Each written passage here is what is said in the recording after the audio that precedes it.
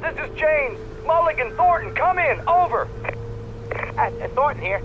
James, we got both Wheeler and Rose in custody. They didn't put up a fight or anything. Why, they were... Hey, Mulligan, what you doing? Come on! Sit down and give me that. James, Mulligan here. Over. Go ahead, Mulligan. Over.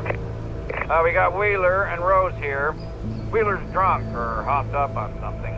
Speaking of which, that Fed had a pretty distinctive whiff of Otis Scotch about him, if you know what I mean. Over. I don't have anything on that, Deputy Mulligan. Over. Well, whatever.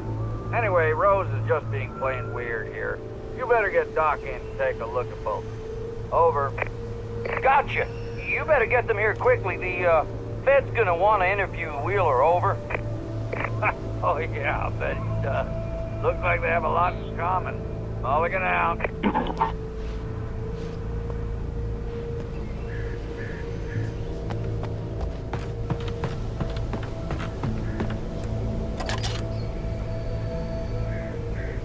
I could see the lights of the radio station in the distance.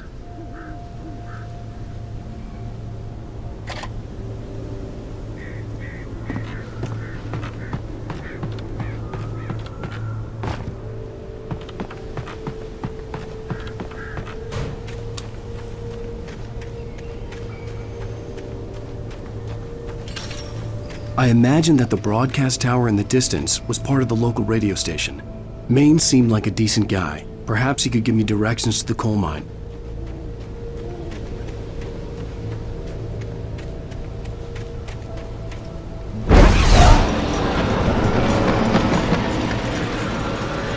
Unnatural shadows clung to the gate. The darkness that was after me was trying to stop me. I wouldn't get through this.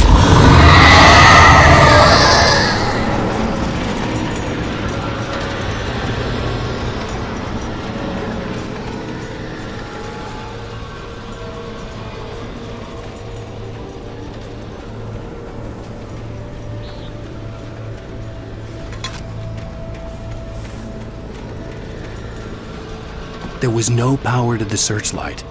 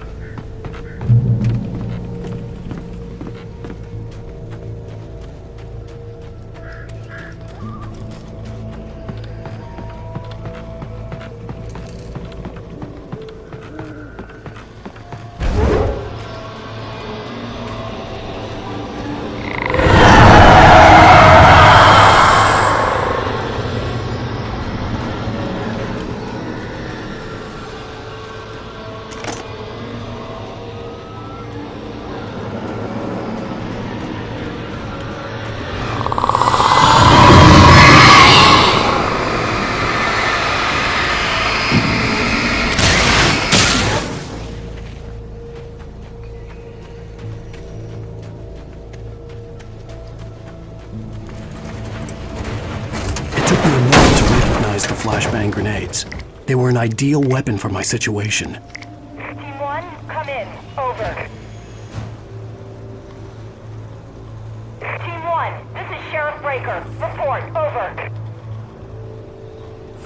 Team 2, come in. I need a report. Over. Come on, guys. Talk to me. Come in, please. Over.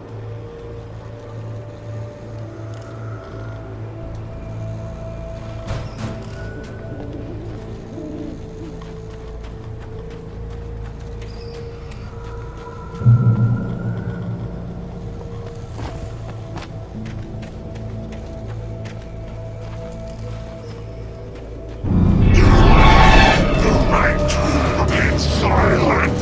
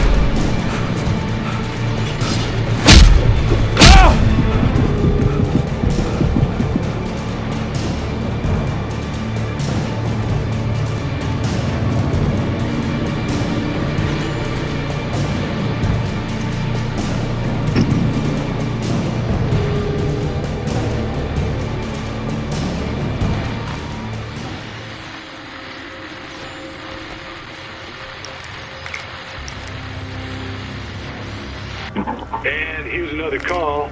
You're on KBF-FM with Pat Maine. It's Milt Peabody, Pat. What's on your mind, Milt? Well, I live near the trailer park, Pat, and there's a big ruckus going on over there. Well, that's just up the road from me, too. What's going on, do you know? I don't know, but there's a bunch of police cars there, lots of sirens, a helicopter buzzing around, and I think I heard some gunshots. Gunshots?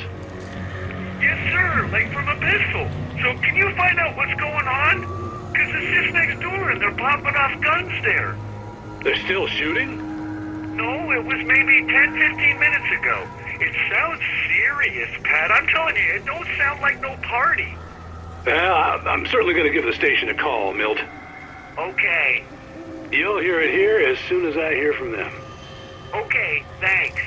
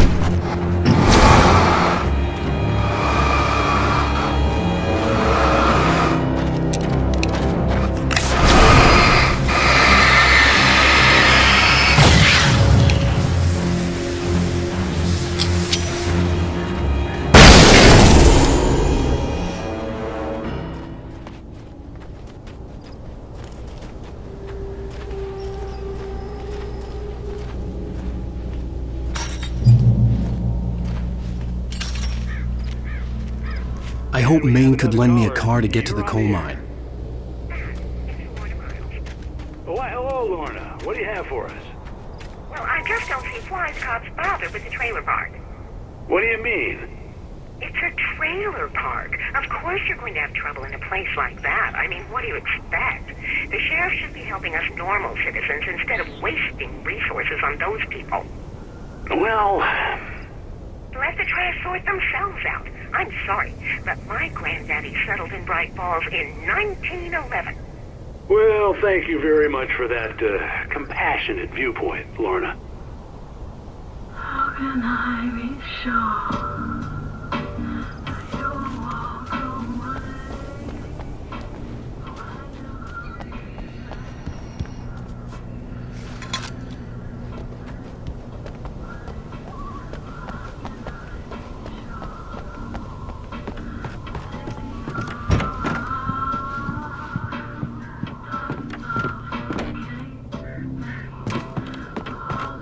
I had no idea how to get to the coal mine. Maine would know, and I had a feeling I wouldn't get a chance to ask anyone else anytime soon. Oh, here's a little surprise. The famous writer Alan Wake just walked in. Folks, I'm going to see if I can talk him into an interview. Come on in, Mr. Wake.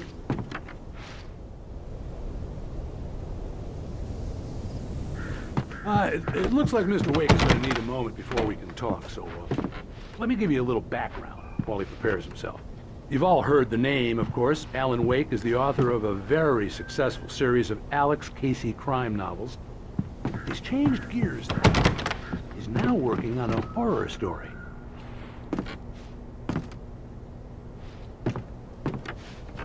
Now, you probably know that Mr. Wake is a somewhat controversial figure. Had a few ugly encounters with the paparazzi in recent years, although, speaking for myself, it's hard to blame him for that.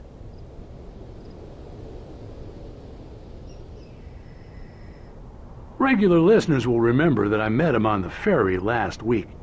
He's avoided the spotlight pretty well, but here he is, taking some time out of his vacation to talk to us. How can I be sure you'll walk away? Oh, I'm so glad you could find the time to do this, Mr. Wake. Nowhere to run now, Dan Brown. You back away from me. Don't hurt it. Whoa, everyone calm down. Put the gun down. We're all friends here, right? Cool your jets, Nightingale. We got him. Judas Priest! What the hell's the matter with you? There's a civilian in there.